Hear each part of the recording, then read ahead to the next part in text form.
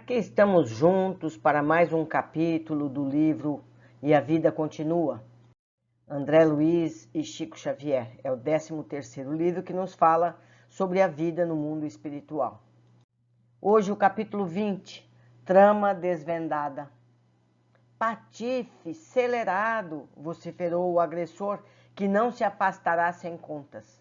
Plantou-se à frente de Ernesto e barrando-lhe o passo. Você acreditava que era só acabar comigo, hein? Fique sabendo que, intentando privar-me do corpo, não obteve outra coisa senão colocar-me em sua própria casa. Vivo aqui, moro aqui, e sua mulher me pertence. Fantine, de sentimento apurado, qual se achava, depois de tantas refregas, implorou: Oh, Desidério, estou arrependido, perdoe-me. Perdoar? Isso nunca. Estou longe do fim. Vocês me pagarão centil por centil. Miseráveis, vocês ocultam aí na terra o sangue do crime na capa do arrependimento e julgam que conseguem lavá-lo com lágrimas falsas. Zombeteando. Ninguém morre. Vocês, bandidos, que burlam a justiça do mundo, serão punidos pela justiça divina. E a justiça divina, em meu caso, sou eu mesmo, espírito vingador. Sim, sou. E quem me contestará esse direito? A superexcitação do desventurado provocava nele mesmo um corrompido pranto de ódio e era igualmente chorando que profligava.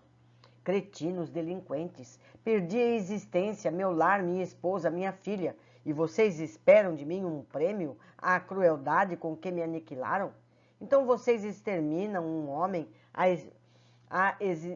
exigem que esse homem lhes beije as mãos? Abusam da impunidade com que a terra do sepulcro lhes cobre os atos perversos e ainda reclamam o louvor das vítimas tombadas indefesas? Ernesto soluçava. Ajoelhou-se de mãos postas diante do vencido de outro tempo, em sinal de humildade. Ah, se soubesse que amargas provações lhe combaliriam a alma, nunca teria empreendido o retorno à casa. Saberia tolerar as cruciantes saudades da esposa e da filha, acomodando-se a outros climas de luta. Entretanto, em 2 anos de meditação e de estudo, aprendera que cada espírito recebe da vida nas leis de Deus segundo as próprias obras. Certificara-se de que a criatura alguma logra desertar da própria consciência e que chega invariavelmente para o culpado o dia da expiação e do reajuste. À face disso, recorria intimamente ao apoio da prece, suplicando a Jesus lhe revigorasse os ombros para carregar a cruz que ele mesmo talhara com os próprios erros. À medida que ele se mantinha de joelhos, fletidos na areia da entrada, fitando o céu fulgente de estrelas, Desidério continuava: Covarde, levante-se para enfrentar as consequências de sua falta. Somos agora 2 homens nas mesmas condições, sem a máscara do corpo, qual você me quis há mais de 20 anos. Onde estão agora a sua prosápia, seu sorriso de mentira, sua arma frouxa? Oh, Desidério, eu não sabia. Pois saiba, canalha matador, que estou vivo. Sim, sei, gemeu Fantine com estertoroso esgar, e rogo a Deus me perdoe pelo mal que lhe fiz. Se Deus existe, estará do meu lado. Você não pode invocar o nome de Deus para acobertar-se. Reconheço, mas imploro a você, Desidério. A frase, porém, desfaleceu na garganta, que a dor sufocava. Implora o quê? Perdoe-me pelo amor que você tem a Elisa e que Elisa lhe tem. Ignorava que minha esposa o amasse tanto. Sou um réprobo, bem o sinto. Entretanto, fiz-me criminoso por muito amar a esposa que o céu me havia dado. O frio interlocutor pareceu comover-se diante daquele testemunho de abnegação e humildade, mas, retornando à dureza em que se caracterizava, por que não escolheu outro processo para remover-me do caminho? Adotando a violência, nada mais conseguiu senão tirar-me mais intensivamente para os braços de sua mulher. E enquanto você viveu nesta casa, após acreditar-me morto, partilhei sua mesa e sua vida. Você supunha surpreender-me com os olhos da imaginação, na tela do remorso, mas via realmente a mim mesmo, Desidério dos Santos, com os olhos da mente, no espelho da consciência. Hoje chamam-me os amigos sem corpo terrestre de espírito obsessor. Que mais posso ser? Sou quem sou, o homem ultrajado, o empreiteiro da minha própria vingança. Ó Deus de misericórdia, lamentou Ernesto, sou o culpado, o único responsável. Neste trecho do diálogo, o amargurado perseguidor desferiu ruidosa gargalhada e refutou. Não, não, você não é o único. Você fez a ideia e o modelo do crime que me arredou da existência física. Mas o verdadeiro homicida, aquele que se valeu de sua maldade para destruir-me, foi outro. Ignoro a razão, mas tenho o destino entre a verdugos. Você disparou o tiro contra mim no intuito de afastar-me de sua esposa. E Amâncio, aquele canalha, observando que você errara o alvo, aproveitou a ocasião a fim de eliminar-me e apossar-se de minha esposa. Amigos tenebrosos, companheiros satânicos, quem os reuniu naquela terrível manhã, à feição de dois monstros, para liquidarem comigo? Recolhendo a revelação, não obstante o sofrimento que lhe revolvia as entranhas da alma, Ernesto rememorou o dia funesto em que ele e dois companheiros se entregaram à busca de codornas. Desidério alegre e confiante, Amâncio preocupado com os dois cães especializados na descoberta e no levantamento das presas, e ele, Fantine, ensimesmado, arquitetando o delito. Recordou que Amâncio se esmerava em conduzir os cachorros, absolutamente entretido com os possíveis resultados da empresa. Depois de algumas pequenas incursões pela mataria, com balazos infrutíferos, Desidério escalara um tronco de árvore velha e cravara-se entre galhos robustos que espingarda na mira das aves em voo. Amâncio de um lado, a ele Ernesto de outro, com reduzidas distâncias entre si. Ao ver Desidério sondando atentamente um dos pássaros, que planava ainda longe, disparara contra ele e recuara, espavorido, a ocultar-se no mundo verde, esperando os efeitos do gesto infeliz. Não percebera qualquer grito, mas sim outros tiros que atribuiu, como era óbvio, à arma de Amâncio em ação de caça. Decorridos nada mais que 2 ou 3 minutos, escutara os brados do companheiro, clamando por socorro. Alarmara-se, agoniara-se, todavia arrastou-se quase até o local em que o corpo de Desidério se retorcia. No fim, transtornado, não conseguia mentalizar coisa alguma que não fosse o próprio terror diante do erro cometido e, por isso, aceitou com alívio a versão imediata do amigo, que anunciava em alta voz: acidente horrível, acidente horrível, acidente! Não era aquela a suposição ideal para inocentar-se? O parceiro caçador dirigiu-lhe estranho olhar, como quem o responsabilizava sem palavras pela ocorrência, ao mesmo tempo que lhe propiciava mostras de compreensão e simpatia. De chofre lembrou-se de como a chumbada lograra penetrar sobre a mandíbula, ganhando a região cerebral, o que lhe causara enorme estranheza. No entanto, as circunstâncias não lhe permitiam quaisquer averiguações. Aprovara a confusão que o favorecia e como que suavizara a dor da própria consciência, ao ver que populares amigos compareciam junto dele, em pequenos grupos, admitindo a tese de desastre casual para o calamitoso acontecimento. Omitira deliberadamente todas as dúvidas suscetíveis de impeli-lo à confissão do próprio delito. E de alma opressa, recordou-se de que após o enterro da vítima, desligara-se para sempre de Amâncio, a pretexto de desgostos, e se empenhara em todas as forças de que dispunha a olvidar a esposa e a filha pequenina do assassinado, cujos gritos, no dia inesquecível, lhe haviam conturbado o coração, convencido o qual se achava de que fora ele o réu único.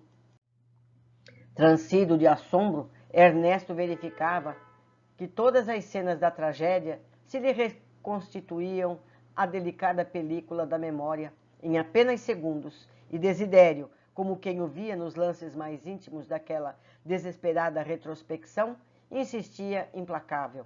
Lembre-se, miserável, lembre-se de como vocês dois, cínicos matadores, me eliminaram.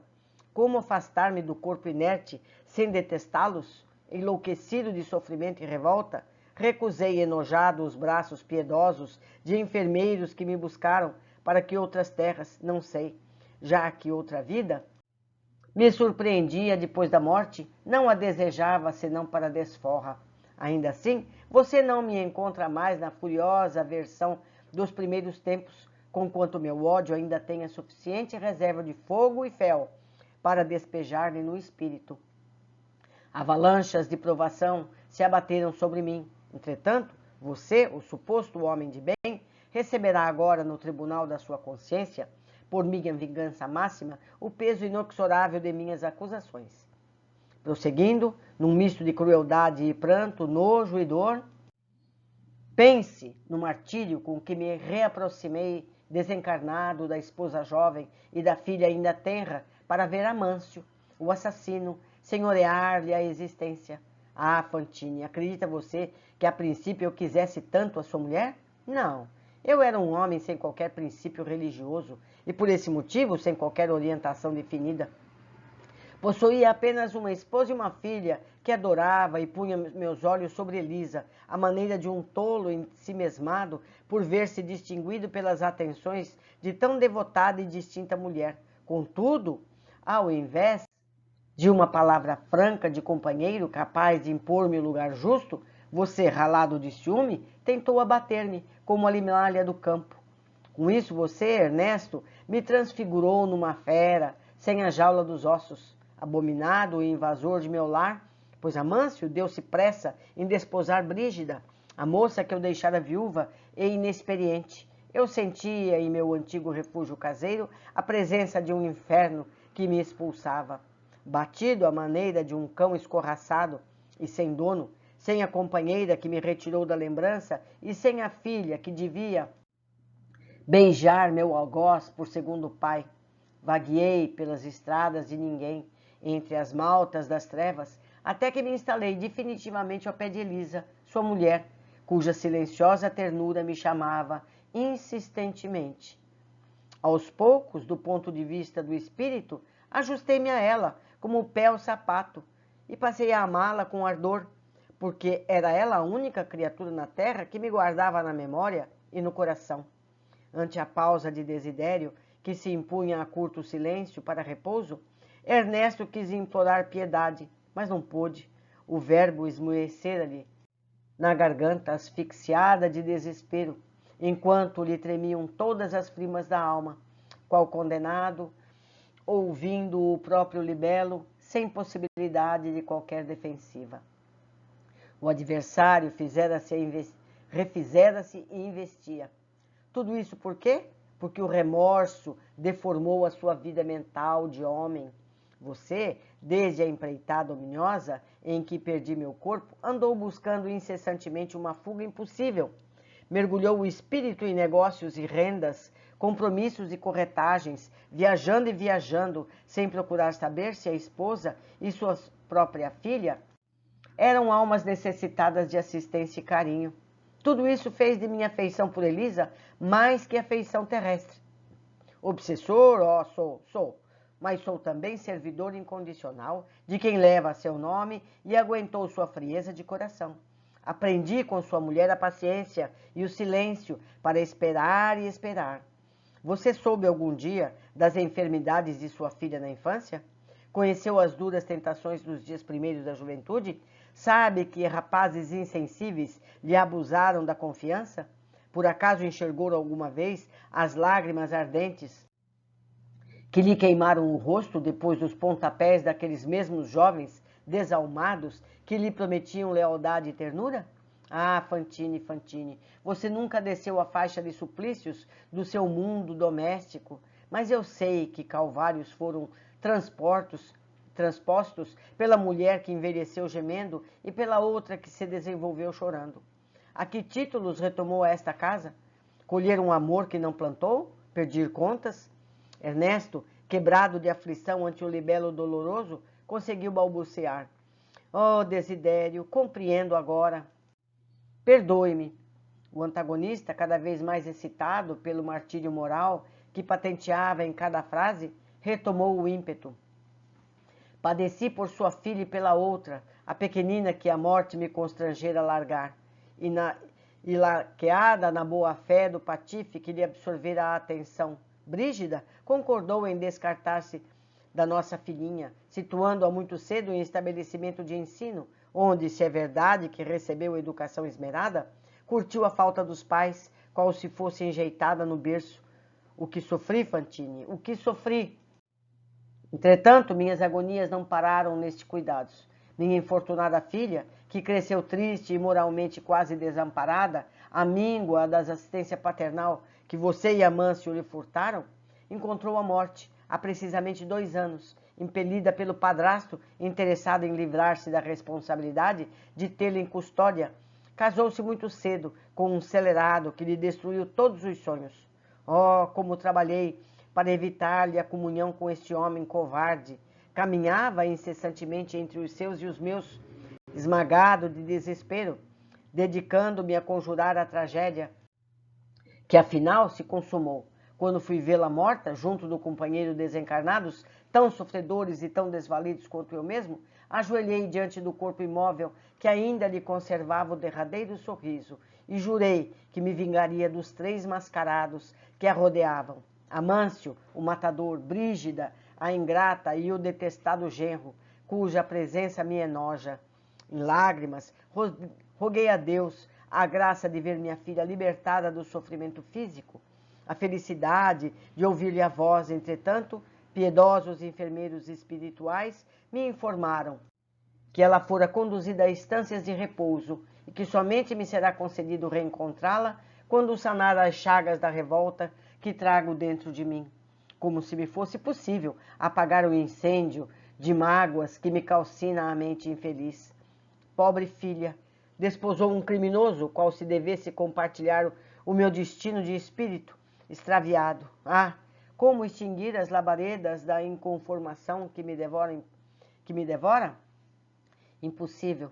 Ernesto soluçava, dando a ideia de quem se propusesse despejar de uma só vez todo o fel que portara na alma, ulcerada sob o desditoso amigo. Desidério prosseguiu. Mas é preciso que você saiba ainda, ao notar minha filha abatida e enferma pelos desgostos do lar.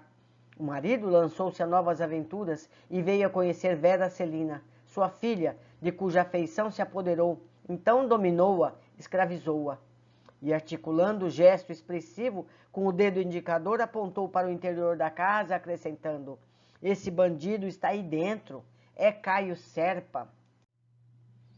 Ah, Evelina, minha filha, minha filha. Nisso, quando Fantine percebeu toda a trama desvendada, com a enunciação dos nomes de Evelina e do esposo, sentiu como se o cérebro lhe estalasse de angústia.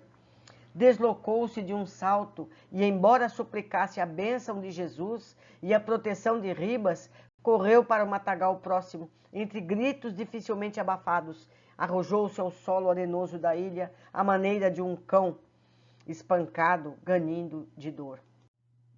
Gente do céu, que trama, que coisa! Nenhum escritor conseguiria fazer uma trama desse tipo. Mas a espiritualidade sabe envolver as pessoas umas às outras para que elas se renovem. Impressionante. Vamos às observações. E a rede de relações se amplia sempre. Vimos que Desidério acabou morrendo por 2 mãos. Amâncio, que o acertou, o tiro queria a esposa de Desidério. E Ernesto, que errou o tiro, defendia sua esposa do assédio dele. Entendemos que o desequilíbrio de Desidério o levou a essa situação. Ele, casado, continuava assediando a esposa de Ernesto por puro desejo de conquista. Não a amava.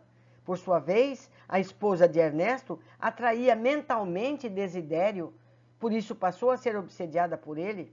Diz o texto, cuja silenciosa ternura me chamava insistentemente. A gente vê mais uma vez como o pensamento nos atrai dores ou amores, não é verdade? Atrai. A prece pode atrair benesses para nós todos, conforto, não é? Alívio. Por outro lado, certos pensamentos nos trazem mais dores. E para completar a rede, Eveline é filha de Desidério. No fim, todos são parentes uns dos outros. Mais uma vez, meus amigos, a gente lembra do livro Sexo e Destino. como as atrações sexuais engendram dores deste tamanho ou até piores. Então, meus amigos, vamos prestar atenção nos nossos sentimentos, que sejam realmente puros o afeto e não a atração física. Não é verdade? Esse capítulo desvendou praticamente todo o livro. Deixo aqui minhas formas de contato. Lembro mais uma vez que temos aqui na área do próprio YouTube, onde comentar, para que possamos aprender todos juntos. É uma alegria estar com vocês. Eu os espero no próximo capítulo.